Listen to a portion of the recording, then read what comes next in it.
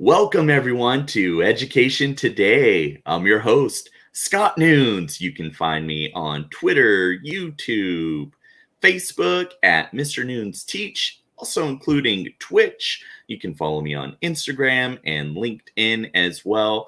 I am super excited and blessed this morning. It's a little early, but pumped up. I got my coffee, and I'm excited to chat with Dr. Ilene Winokur. We met initially at ISTE in 2019, thanks to Barbara Bray, who's just about 70 miles, west of me, over in the Bay Area. And I am super pumped to have you, Ilene. How are you doing today? I'm doing well, and I really appreciate your early start to the day with greeting me and having your coffee because of the time difference. And hi, Debbie. Yeah, no, thanks for joining. Yeah, shout out to Debbie. Yeah, so thank you so much for accommodating the time difference, where I think it's about 10 hours. Right. Yeah, so it's, that's significant. I don't know how you do it. Yeah. Like, it seems like you must be up at all hours of the day. Sometimes when you're given these webinars and things, I think back to, I think ISTE, where you did a session with Wakelet. It was really good. I love the pacing. Even though I feel like a Wakelet pro, I still learned stuff. I loved how you scaled up from what you were doing back in the day to what's possible with essentially like the 5 C's, adding the curation piece with Wakelet. I thought that was beautiful. Yeah, thank you. Yeah, I think that was one at 10 or 11 p.m. or something like that. So yes, I accommodate whatever I need to. I've done podcast interviews at 9 p.m., 10 p.m. Yeah, you do what you have to. But at least we have the ability to connect in real time. And so I'm so appreciative of that. I accommodate whatever I can. I really like how connected we both are. It's really neat to just see you just go full steam ahead, especially right now amidst the pandemic, with organizations like the ISTE Global PLN. I see you doing lots there, and you're always active in my Twitter feed. So I'm always seeing things from you, and it's always solid stuff. And I thrive on your positivity and your welcoming sense of belonging. And I definitely want to touch on that and all the work you're doing with belonging, with the podcast, with the book you're working on. But let's start with your educator journey. Who are you, in essence? And how did you get there, and where are you going?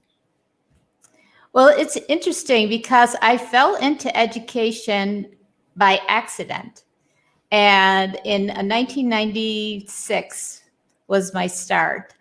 When I was growing up, I had so many people, family members and teachers, who said, you should grow up and be a teacher. You're so patient. You're so good. I used to, pretend I was a teacher.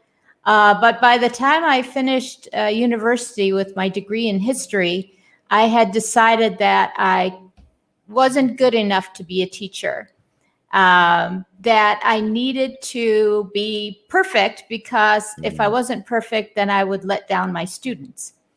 So I had sort of gone and gotten my MBA and gotten into banking. And then in 1978, I met my husband while he was studying in Buffalo, New York. And in 1984, I moved here to Kuwait, where I've been ever since, except for vacations to go back to see family members in Buffalo. And so in 1996, a friend of mine who was at the school where my sons were studying, the American School of Kuwait, called me and said, there's a new girls' school opening up. And a friend of ours was going to be the superintendent. And she, I think she called me because my daughter was in the government school system, and I had mentioned to her that I was thinking of bringing her into the American school system because she really wasn't doing much with English. She was really concentrating on Arabic. Anyway, in my discovery, I thought, oh, wouldn't it be nice if I started working at the school? And so I asked and ended up interviewing and getting hired as the very first third grade teacher for this brand new school. Wow. And I've been passionate about education ever since. So I was at that school first as a third grade teacher and then the principal of the elementary school. And then I also took on the early childhood grade levels. I did that till 2008. And then in the meantime, I had gone back for my doctorate in education. And about the same time, I got offered a job teaching intensive English at one of the universities here. And and so I did that until I retired. Officially retired from full-time work. You know me, you've already said, you see me online all the time, all the things I'm doing. So I don't know how retired I really am, Scott. Right. I think many educators never really retire. My in-laws are educators and they're still doing things. They don't slow down. I think once an educator, always an educator, even if you leave the field for some reason, or I think of many former educators. A bunch of my mom's friends were former educators, but they decided to stop to homeschool their children. And so that's the type of environment I grew up in. And they were still teaching, right? Just they focused on their family rather than society at large for the remainder of their years. And then, later on in life, one became a professor at a local university, and she jumped right back into it, right where she left off. And that was so cool. Once her kids were all grown and out of the house. I thought that was really we get to be passionate about it. It's something that's sort of in our bones or something. We just can't give it up. So and the reason why I went back for my doctorate in educational leadership with a focus on professional development was because I was reading research for fun. I started actually reading research because I had an MBA. I did not have a degree in education. And so I was hired at the school because I was new, but in order for me to continue working there, I needed to get some kind of certification. And so I began reading and figuring out what I was interested in and working with students who were not fluent in English. So I had to learn about all of that. I didn't have the pedagogy at all. So so all of that, it's just been real huge learning curve, but I love it. And learning from everybody else. And then with having Twitter and all kinds of social media and being able to connect with people as far away as I am from them has been really awesome. Speaking of far away, shout out to Mr. Mike Washburn joining us Mike. From Canada. That's great. And shout out to Bonnie. I'm going to throw her message up here. Happy Earth Day. So 14 years ago today, I met my wife. So I always remember Earth Day. Oh, wow. That is an auspicious occasion. Yes. Yeah. So she's really Mother Earth. Yeah, she is. And a great mom. Without my wife, I definitely couldn't do what I do. And today's Bonnie's birthday. So shout out to Bonnie. Thanks for joining happy us. Birthday, Bonnie. Yeah, that's auspicious.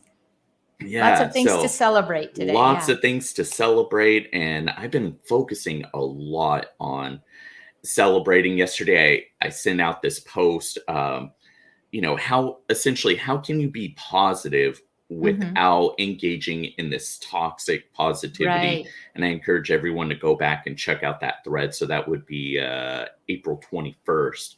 Got some really great responses. And essentially what it boiled down to was meeting people where they're at. Are they open to the message? Are they ready to hear that? And if not, maybe you just offer to listen, essentially. Right.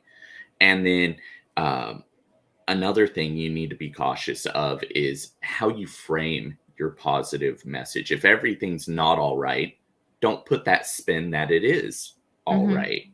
Yeah. And, be constructive. You had said something And I'm not going to get it right, but you had said something in regards to climate and culture. And that was really important when you're working with people. How do you help bring about a positive and welcoming climate and culture with whoever you're working with? And you're most welcome, Bonnie. I see you over there. Yeah, that is so important. It's a matter of establishing a safe environment. And in order to have a safe environment, you have to have, you have to establish trust. And and trust is bigger than just, I'm going to keep what you're telling me confidential, and I'm an honest person. It's much bigger than that. It's trusting other people to do the work that we've given them without micromanaging them, and which undermines their confidence and undermines their belief in themselves, their self-efficacy, and also realizing that our ability to feel safe is something that we're born with, and it's part of our ancient brain construction. Yes. And it's called the social engagement system. It's something that Dr. Stephen Porges, the originator of the polyvagal theory, coined. And because we react without realizing to tone of voice, body posture, eye movement, facial expressions, and that, if that isn't established as a calming way to be, so everybody is reacting to it. So for instance, I realized that when I first started working at the school as the elementary principal, I was an administrator before, and it was very new to me. And so I realized that if I was having a bad day and I walked into the building, because everything is always written on my face, it's really hard for me to hide my feelings. And if I wasn't having a good day, I realized at the end of the day that neither were my teachers, and the students who encountered me weren't either. And it was really interesting because I didn't think that I had that big a reaction on people. And of course, that was before I knew about polyvagal theory. He came up with the theory in 2004, so it's fairly new. But I won't go into detail. If you're really interested in it, I definitely think people should know, especially teachers should know more about it. But the vagus nerve, VAGUS, is the largest nerve in our body, and it connects all of the major organs. So all of that social engagement system is really important. So back to your question, creating a sense of trust and making sure that we are all feeling calm. And if we're not, that we're expressing those big feelings and trying to work through them is really important in order to establish that climate. And it takes time. And so we need to be patient. It doesn't happen overnight. Right. And I'm going to jump in here a bit and just add to that a little bit. I think it's so important, especially if you're in a leadership role, whether you're leading as an educator and modeling for your students, or you're in an admin position. It's really important to be welcoming of ideas and offering that safety net, and having an opportunity to let others share their voices and have them be heard and genuinely heard, not just listening and then you're going to dismiss what they're saying or invalidate their feelings. So let's say there's something you don't agree with. Don't just say, oh, that'll never work. Instead, let's say you strongly disagree and you sincerely do not believe it's going to work.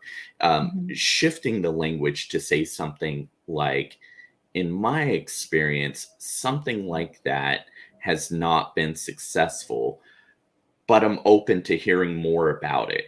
And so that lets the person know, okay, I'm not quite seeing this. Or you can ask them to kind of clarify, I really don't understand how this is going to work. Can you explain it differently, or, Right. show me the research on this, whatever the case may be. And that validates their feelings, their idea, what they're doing. You're acknowledging that Yep. they're heard and they matter as a person, and you're not threatening their security. It's not like in some organizations where if you fail, right? Mhm. Oh, it's like a death sentence. You're on the chopping block and Mhm. you're getting micromanaged, right? Like, oh, you messed up, you did that thing. Mhm. We're always Mhm. looking at you now. If you mess up again, we got you. All right. Yeah, it's that gotcha. Yeah. Yeah, we don't want those gotcha moments. Right. Threatening somebody's sense of security is not very cool, to Yeah. say the least. Right? You're Yeah. putting this person in this constant sense of trauma, and really doesn't bring about creativity. I'm huge Absolutely. Or on innovation or any of the yes, things that we really need in our organizations. You shut it down right, completely. And I love the fact that you mentioned mattering and validating, which are all mhm, part of belonging. And so when you've got that sense of trust, that sense of safety in the organization, you're able to have the whole team, leadership and colleagues included, be able to be at their best because they know that they're being listened to with a sense of understanding. And even if I don't agree with what you're bringing to me, I am validating mhm. and I'm telling you that you matter and your ideas matter. Otherwise, like you said, Scott, exactly. We shut it down and don't expect innovation or creativity, because if I'm going to get shut down every time I come with an idea, why would I come with an idea? I'll just do what I'm told to do. And we Right. often hear teachers come into buildings and they say, I just want to know what you want me to do. Well, that's not going to move the institution, the organization, or anything that's happening in the building forward. We're just going to keep doing the same things that we're doing over and over again, even though they're not working. Right, exactly. We're going to double down on our Mm-hmm. mistakes, and we don't want that. If we're not Right. growing, in essence, we're dying. Um, I think about something like the nun studies. I'm assuming they're still being studied, and essentially, some things that came out of that Mm-hmm. are that if you're not continuing to learn and do, your brain decays. So if you do the same thing without switching it up, your Right. brain is showing signs of decay. You Mm-hmm. really have to vary things up. You have to continue to grow. So one of these nuns that they studied for years had this longevity and this richness of life, and they're like, why is that happening? Researchers asked that question, and they found out, well, it's because they're staying active. They're doing a variety Mm-hmm. of things, both mentally and Right. physically, up until they're very old, Mm-hmm. even when they're weak and stereotypically unable to do things, and they're Mm-hmm. reading and writing a variety of materials. And if you're doing that, you're Right. also going to stave off Alzheimer's by about 10 years. So I'd always share that information with my students, like, hey, we're reading and writing on a variety of materials, Mm-hmm. and guess what? It has this positive benefit, and then showing them the research. And Right. that was so cool to see many of them light up and go and tell their family members or their friends, hey, I'm going to live longer than you because here's what I'm Yes. doing. Yes, yeah, yes. And I think Scott, it's really important to think about all that we're capable of doing. And I know that it's been said many, many times that teachers, educators all over the world this year have done mighty, mighty, mighty great things. Mhm. And because they're what were presented with in terms of the pandemic, and because we care so much about our students and each other, we really want to make sure things are working. And so I know everybody is really exhausted. and we continue to try to support each other. And I love all of the things that everybody continues to share through the social media, and also the different types of webinars and other educational professional development types of things that they're offering.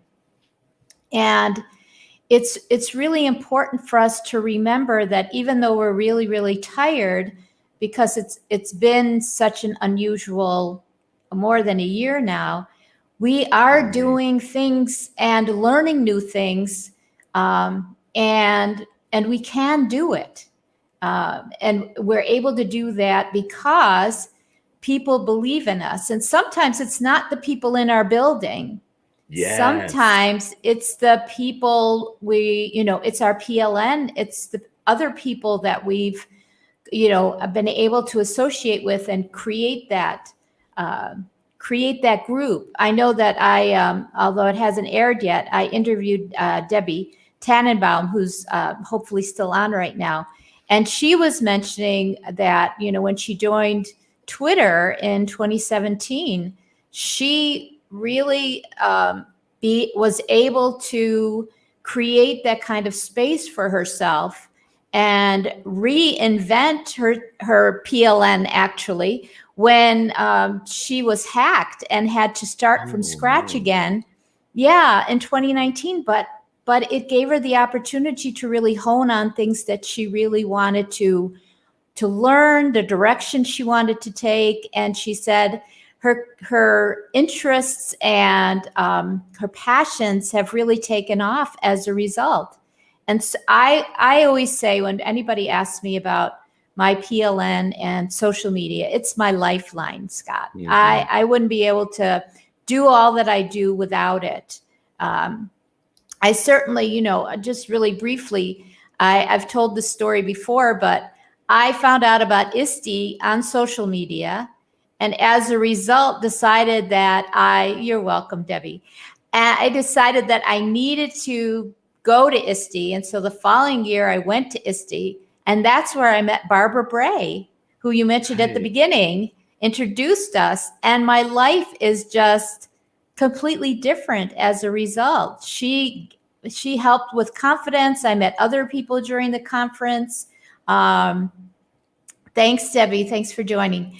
And it was really amazing that those connections continued. I don't know what we would do without our PLN. And I know people sometimes wonder about being online too much. And so I've always told people, you have to carve out that space and time to be on social media. You have to decide what you want to do with it, and be aware of how much time you're spending, however you want to do that. But if you do it in the right way, I know there are many people that we know, Scott, who would say the same thing. Their lives are so much more enriched and better because of the relationships that we have through our PLNs. Right. I think back just 3 years ago at this time, I had 2 followers on Twitter, and one was a coworker, one was my brother, and I wasn't doing anything. Then I went to ISTE in 2018. Got pumped up, and I shot up all the way to 8 followers. Wow. And one of them was my buddy Matthew. Yeah. And what was really transformative was Schoology Next. Not so much because of Schoology, but because of the people that were there. The Schoology ambassadors really welcomed me in, validated my feelings, my ideas, and they said, hey, wow, you have some great ideas. You need to get on Twitter and share these out. I'm like, really? They're like, yeah, and keep doing it. Tag us in the posts, right? Keep in contact when this conference is done. And I left there with 131 followers, and then just conference after conference. It just really ballooned. And by the end of that year, in 2019, I had over 4,000 followers. Just my network had grown. It's not about the numbers, but the numbers do serve as a mild metric for engagement, right? I went all in, was sharing my ideas, getting ideas, sharing those ideas back out and highlighting what worked for me. So if I took Right. an idea from somebody like Tara Martin and I decided to cannonball in and be real with my students and be vulnerable and try and create this safe place for them to where they too could take risks and be vulnerable with things like PBL, I shared that back out and got great responses back. And you never know who you're going to help. Oftentimes, it's the person you least expect. Sure. Seriously, share Yeah. it out, take risks, don't be Yes. afraid. And I've seen you do that time and time again. And not Yeah. only does it warm my heart, but it inspires me to keep going. I draw on the energy and innovation and inspiration of our PL, and I'm so thankful for everyone, including you. Yeah. And you're right, Scott. Often it's just one person who really says the words and enables us, supports us, makes us believe in ourselves. That's the biggest hurdle that we have to get over. I talk about self-belonging, and it doesn't happen first, but when it happens, we're able to have better relationships, healthier relationships with others, because we realize that we do have something to say. Educators often have this, they call it the imposter syndrome. I don't know if that's the best label for it, but this feeling that everybody is doing it. Why am I so different? But we all have a special niche to fill. And for me, I have found there are so many different ways for us to be able to share and to support each other. My one word for 2021 is advocate, and advocate. And so I have been doing my best, especially in light of all of the things that are happening around the world and in the United States, in relation to Black Lives Matter and the LGBT movements, and just recognizing the superpowers of every student we have in our classroom and making sure that all of what we do is accessible, equitable, and inclusive. And so those are the things that I've really been trying to concentrate on. And I'm careful. That's why I say when people are worried about social media, I'm careful about who I follow, who I allow follow me, and what I talk about on social media. It's very specific. I'm careful about the way I answer. If a reaction to something I've said is negative, I pursue it and try to find out why. It doesn't happen very often, but those are the kinds of things that we need to do, because, when we're not sitting in the same room, we can't see each other. We don't have those facial expressions, the body language, and so forth. It's hard, but it's doable. So I'm glad that you had somebody who believed in you. That's wonderful. Yeah. Talking about Mike Washburn, his co-host Glenn Irvin was the one telling me, hey, you got to do all this stuff and share it on social media. Good for him. Huge encourager. And he told me about Twitter chats and gave me some recommendations like Teach Like a Pirate. So that was my first Twitter chat. And then that month, or the next month rather, in September, Dave Burgess followed me. And I remember telling my wife, like, hey, this guy's huge. I know. He's having such a huge impact and he's following me. I don't know why, but he is. Yeah, it just takes it's those things, those indications that we're doing something right, that we're reaching people. It's not that we're doing it right, but that we're reaching people, that what we're saying is resonating with them. That's what's most important to us, and that it has meaning for somebody else. That's what's really important. And sometimes you put it out there and you don't think anybody's going to react, and then you do get reactions. Like just a little while ago, there was a Mike Washburn, if he's still on, was talking about engagement and about the word what is the misunderstood word or something about the word in education, Okay. that you really want to pinpoint. And so I wrote engagement, and so many people have reacted to it now. I was really surprised. And so, yeah, it's a really great conversation if people want to pick up on it. But yes, there should be a glossary of educator words. When my oldest son fell into education, when he came back to Kuwait several years ago, he was teaching high school English and AP English. And he had never taught he went back to his old high school, his alma mater, and taught there. And he came home one day and he said, "Mama, what is all this? What are all these words? Why do educators use all these words? I don't know what these words mean." So it's really funny. It was like, well, I'll define them the way I view them, but let's see. I don't know if that's really the way that they meant them. I remember being overwhelmed by that, and then sometimes when I'm sharing out, I'll use all of our little acronyms like the 4Cs, PLN. Oh my gosh, yes. And before I know it, the person I'm talking to is just completely staring at me with a blank look, and then it dawns on me, oh yeah.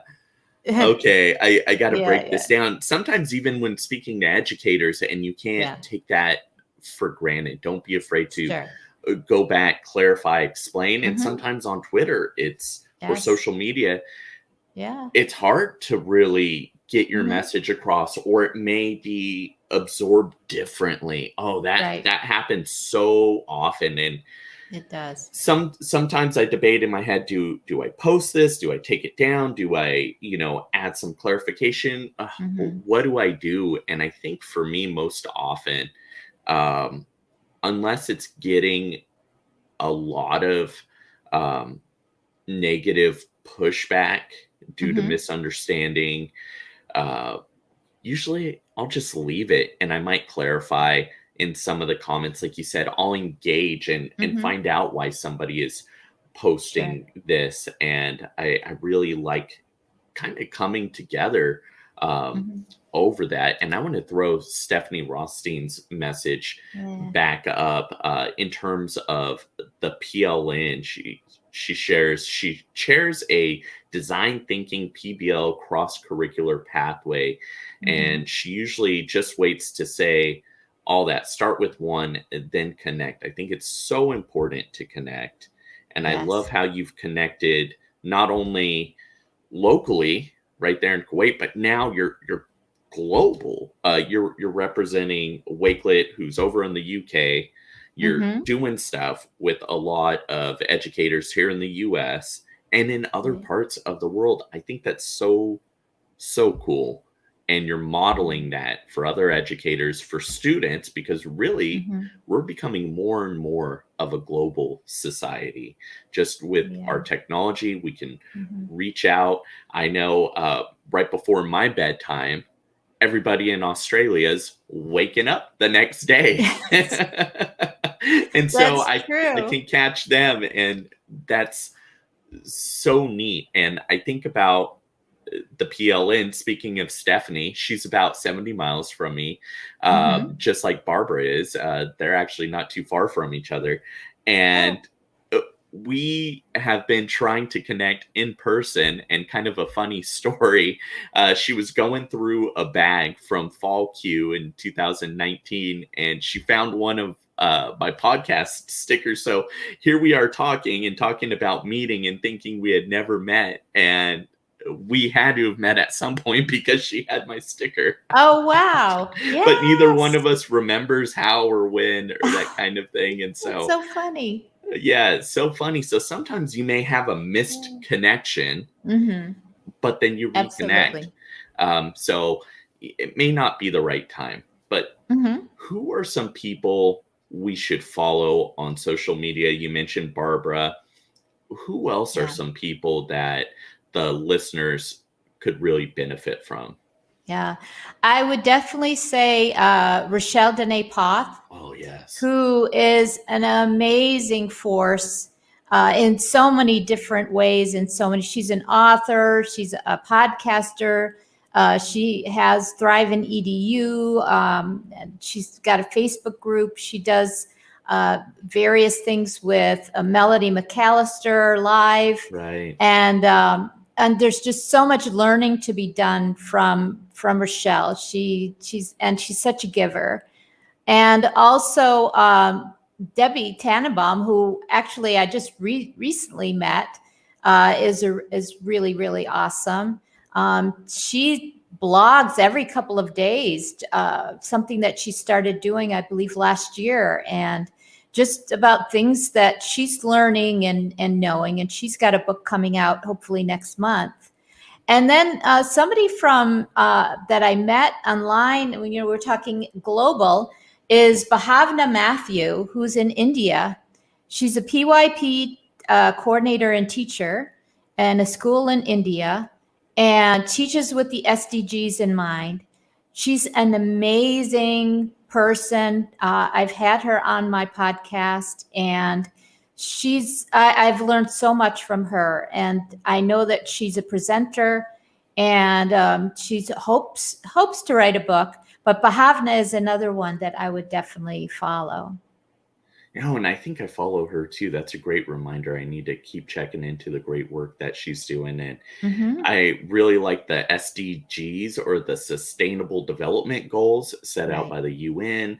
I think they're practical. They're not over the top.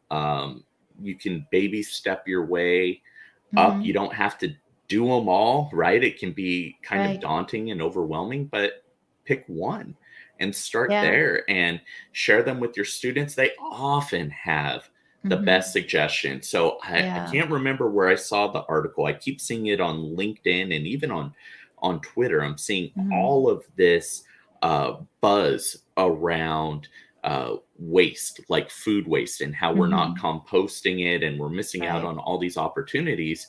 And 2 years ago, for one of my PBL projects, I had a student try and start a food recycling program. We have a large ag area here in the Central Valley, and so plenty of space to kind of share out and compost food scraps and have it just go right back to feed and nourish us.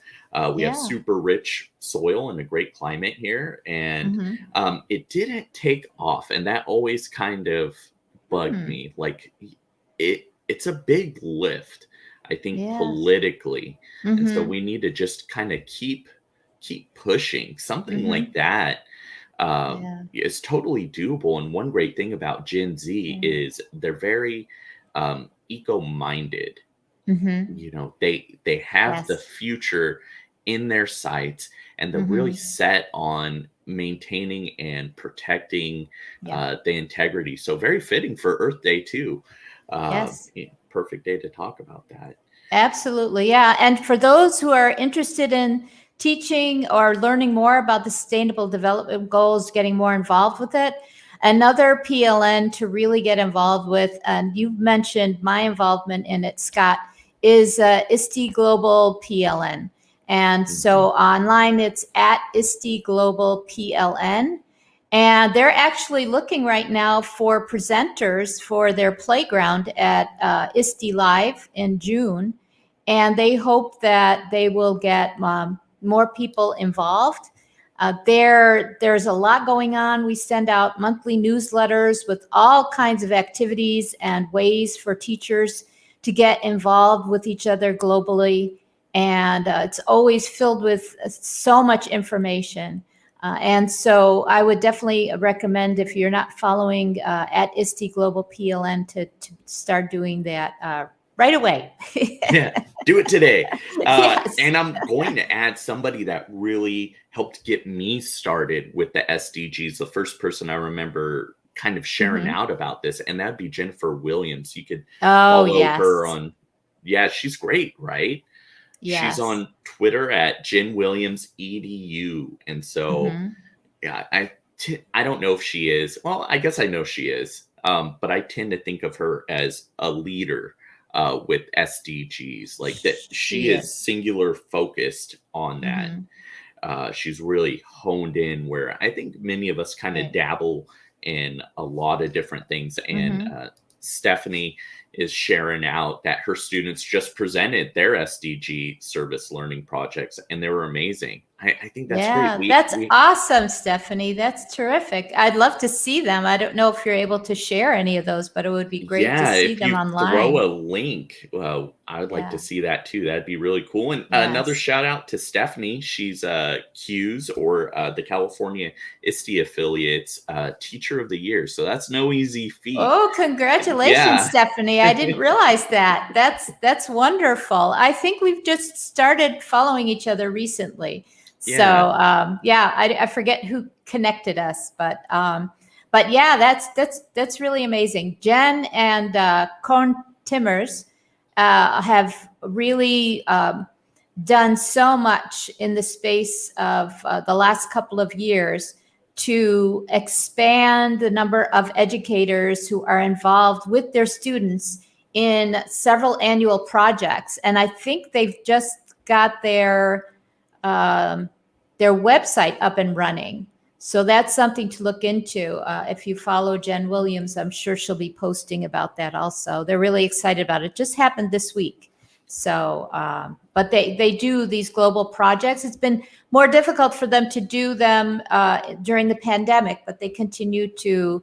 I think they had, I don't want to misquote, I think they had several hundred, maybe almost close to 1,000 or more teachers involved with their students in their annual project. But they do several during the year. So, no, that's so neat. And she has a book out called Teach Boldly.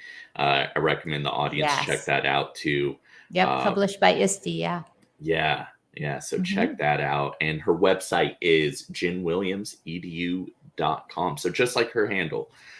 Just put the .com at the end and you were good. And speaking about books, let's dig into yours. What's your book about? Of course, it's about belonging. But it's interesting because it started with my blog. A couple, good, we'll be able to check it out. Great, Stephanie.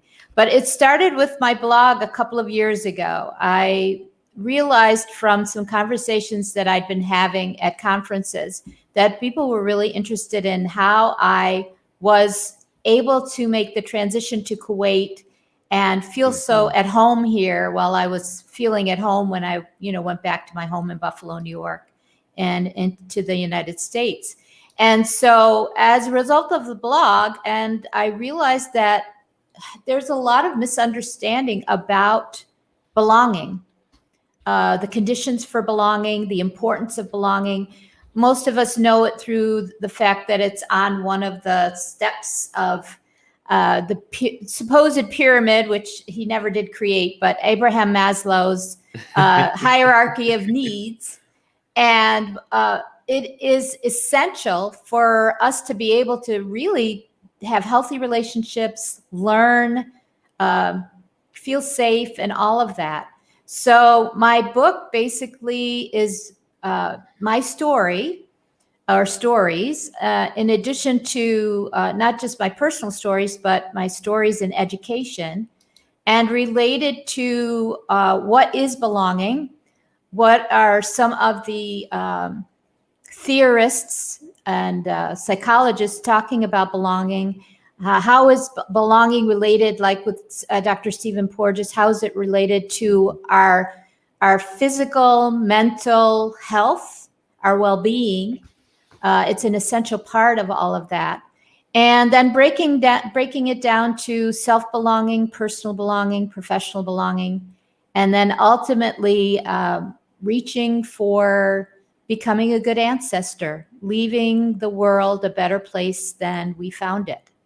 And so, I'm really excited. Hopefully it'll be published by early fall or by the end of the year. And so it's in the manuscript right now, manuscript stage. That is so great to hear. And I'm glad you're writing that book. I think it needs to be written, especially right now with so much shifting in education. We need to also shift the culture and climate and create this sense of belonging. I remember in ISTE 2018. I went to a session. I wish I could remember who the presenters were. I should probably go back and look at the sessions I attended and get in touch with them, because it was really impactful. And they talked about belonging starting right when you get on campus. What does your signage look like? Are you welcoming everybody? So not just students and staff, but parents, visitors, speakers, guests, everybody's welcome. And what do the buildings and the signage really say about your site, district, school? And that impacted me so much. Like, wow, they had so many great ideas, to where every building had student work on the outside. So when you're going through the halls, you're just seeing a showcase of student work. And now with tech, I'm thinking, hey, you got Flipgrid here, right? I got my little fancy Flipgrid sticker right here. Yeah. Use the QR code and have some AR videos right there in your Wouldn't hallways. that be awesome? Yeah. You could see what Dr. Winokur's working on. You could see what Mr. Nunes is working on, what Mrs. Rothstein is working on, right? And everybody's able to engage, and it really goes to tap into Dr. Zhang's work, A Classroom Without Walls, right? It really goes beyond the classroom walls, and it takes them down, and kind of demystifies and welcomes everyone into that space. And I think that's so important. I know my students really like that. I would set up, they would do these posters for the Hunger Games. They would adopt a district number and then kind of reimagine the district. Like, if they were living there, what would that district look like? What would it produce? And then they would talk about it on Flipgrid, share that out. I would take the QR code and add it to their poster. And that was so impactful. I would have other students come in, have teachers come in, and spend time during lunch just checking out all of these student ideas. And the students felt important, validated. Their work had added meaning, and it was neat to get feedback, and people voted on which one they thought was best and why. And the top contenders, they got points for our gamified Hunger Games unit. That's so powerful and so empowering.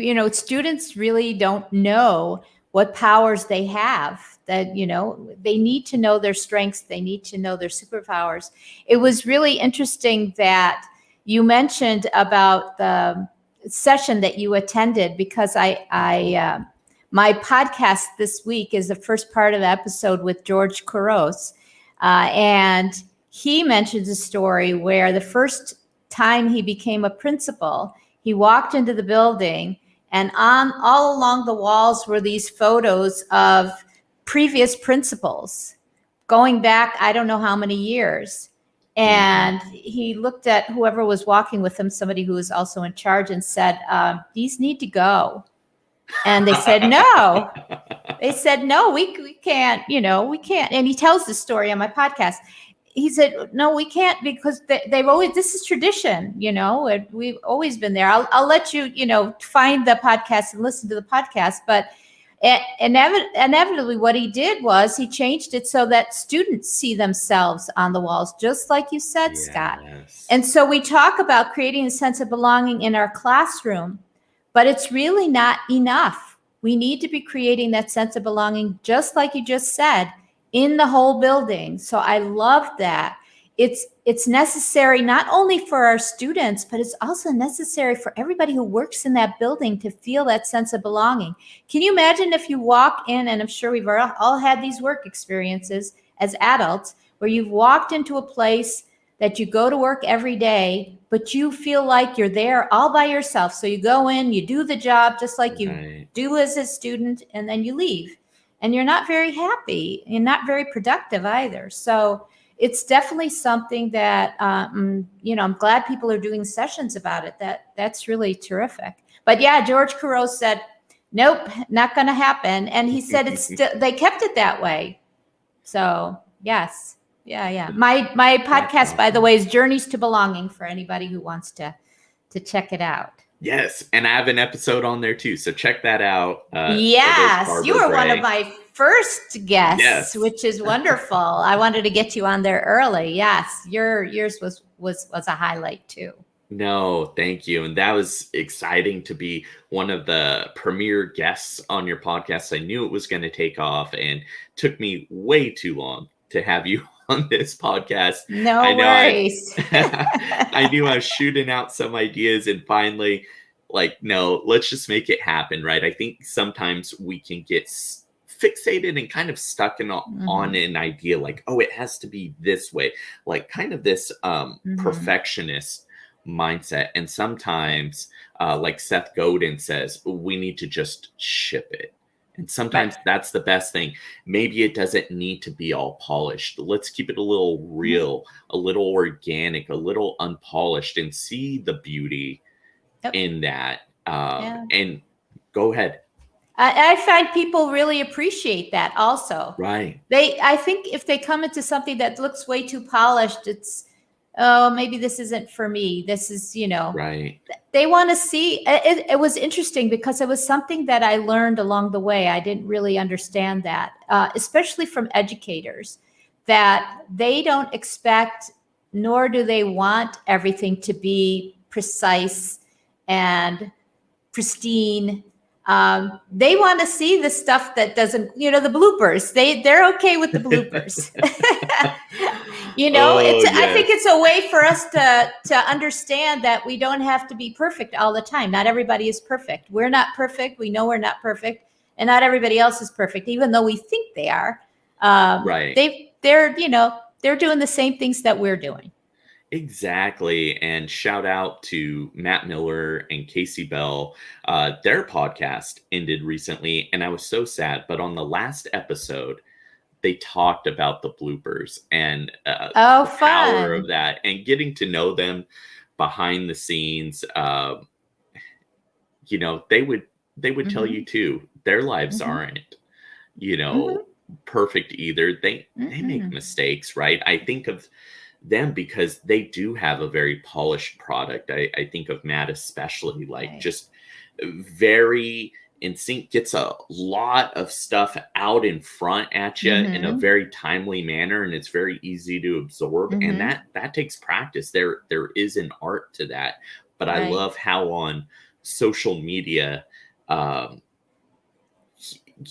there's more time, he can kind of break that down and be more real. And I love the chat that's going to be happening later tonight. Ditch Book, 6 p.m. my time. I'm trying to think. So 10 hours behind. You're going to be snoozing. That's 4 a.m. your time. I know. I try not to be too FOMO. There's only one thing that I will wake up. I'll go to sleep, wake up, and go back to sleep for. And that is Courageous Conversations in EdTech with Melody McAllister and Victoria Thompson. And we have an episode coming up on Sunday. It's 4 p.m. Pacific time, 7 p.m. Eastern time. And it's the middle of the night here. It's 2 a.m. here, but I get up for that every month that we do it. We have with us this time Ken Shelton, Alice Keeler, and Holly Clark talking about their journeys. Yeah, power packed. Yeah. So I'm really excited about that. Yep, I make lots of sacrifices, but that's the only thing. When we talked about it initially back in October, the three of us, and they said, well, this would be the best time, but it's going to be really a difficult time for you. I said, you know what? It's important. I'm going to wake up for it. And so I have. It's been fun. Yeah. And I want to point out to the audience, if something is important to you, make the time for it. Carve out that time like you talked about earlier. And quick shout out, speaking of making time, this busy gal, Rochelle Dene Pope, joining us. Yes. And I can't keep straight how many books she has. I want to say at least 5. Oh my goodness. Yes, and she's working on another one right now. Right. They just keep coming. I love them. They're on all really great stuff. All on the shelf behind me here. Yeah. are off to the side. Oh, Yes.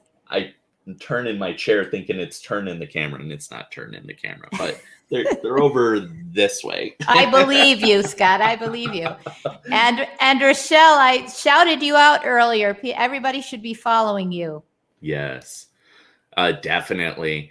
And Stephanie, there you go. up there. Yep, there you go, Stephanie. You're right. As we close, I definitely want to thank you for your time, your energy, and your solid research-based and backed up messages. What's one piece of advice related to fostering belonging that you'd like to share with the audience? Yeah. I think the most important thing is creating the conditions for establishing those relationships right from day one. And just like you were talking about when you walk into the building, feeling that signage and everything, a sense of belonging, having that greetings. And I know everybody was really worried about it when they went to remote learning and the hybrid learning and so forth. And I think everybody realized it's checking in with everybody, making sure that we're talking about the big feelings if we need to, because we've created those safe spaces. So just making sure that we create those relationships. And that's the first thing we do before the content. And I know we talk about it. We talk about social emotional learning a lot. We need to do it. We don't need to learn about it. We need to model it, and we need to do it. And it needs to be done every day. We need to get to know our students so well and our colleagues so well that when things aren't going right, we have a sense about it before they even say anything. And that we check in with people even if they're not checking in. You know, I've heard, just the last thing, I've heard people say, well, I haven't heard from that person in a really long time. So I don't know, maybe they're sort of fallen off the face of the earth or whatever. Check in with them. Maybe they're just, things aren't going right and they don't want to be negative. Yeah, I have a friend here in Kuwait who's dealing with lots of personal stuff and everything like that. And so I hardly hear from her, but I keep reaching out. Now, in the past, I might have just given up and said, you know what, maybe she just, you know, our friendship isn't that important, but that's not it. She's just, her life is just taken over. So, yeah. Yeah. Wow. So those relationships, yes. That's really hitting me hard, because I can relate. There are people in all of our lives that are like that. And you know, for those that are listening right now, and those that are listening on the replay and on the podcast, you know, take that as an action item and reach out. And sometimes even when I'm feeling like, oh, I wish somebody would reach out to me, one thing that really helps me is establishing this attitude of gratitude, kind of reflecting and focusing on who and what I'm grateful for, and then reaching out. And one thing I got from Joe Sanfilippo is to highlight somebody in my organization, and not only let them know that I think they're doing a great job, but letting others in the organization know that I think they're doing a great job and why. And that has to be specific and timely. So it can't be general kind of praise. It has to be specific and related to something, you know, about that time, not something they did way in the past. Right. And it needs to be sincere. Yes.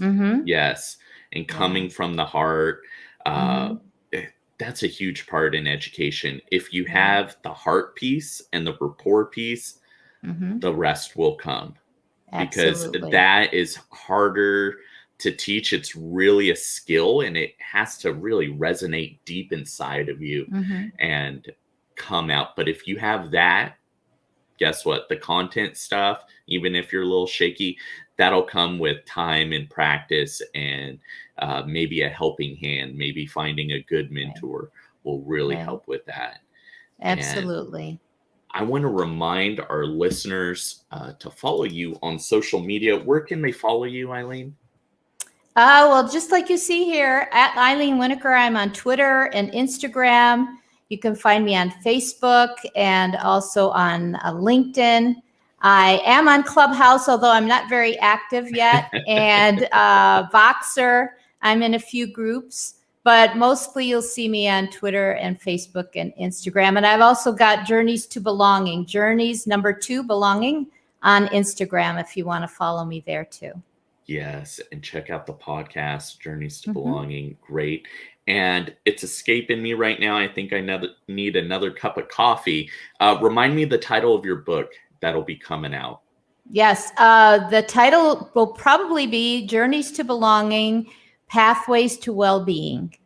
Oh, I love it. And that's so perfect. So Thanks. as we kind of wrap up the school year, at least here in the US and North America, focus on how you can bring about, a journey of belonging. It's not too late, and start planning and thinking about next school year when you're welcoming in this next batch of eager learners. How can you make them feel like they have a sense of belonging and be real, be genuine, and be you? Right. And create that sense of belonging for yourself also. Yes, absolutely. Because if you're not right, it's going to be hard to be effective and to be your best for your students. So make sure you're doing all you can to just be all you can be, for lack of a better term. That's true. That's a great way to end on this too. Just be the best you can be. Yeah, that's all we can try to do. Exactly. Thank you again for being on. Thanks, everyone. Thanks, Scott. Thanks for everybody who joined us. And thank you so much for having me on today. My pleasure.